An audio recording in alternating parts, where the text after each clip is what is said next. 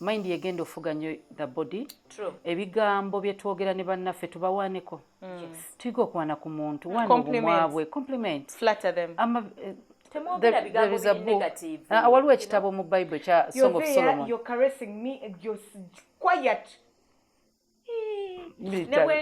Muli mu barracks asinga langi.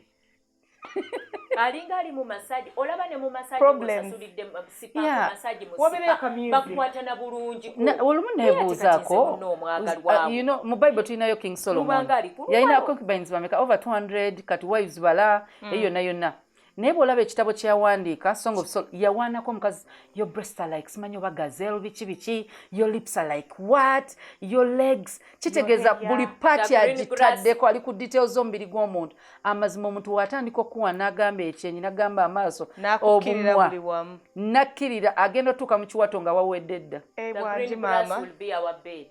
green grass will be our bed. Yes. Until there he was mean anyway.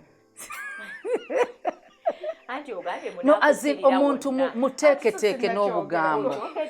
Ng'olyaba agira ng'osakanya n'akukkirira wonna. Anti so sinnakyo. Okyogedda nti ng'ogamba nti mu kwogera. Anti waana. Ng'agenda awaana. Muna muwaana amagulu mwe bannange. Yes, it's okay.